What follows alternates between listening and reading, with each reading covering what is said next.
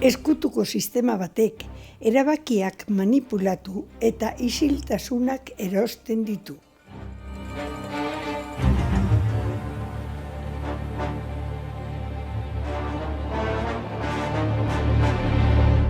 Modernitateaz hitz egiten diguten bitartean, menpekotasunera ikitzen ari dira.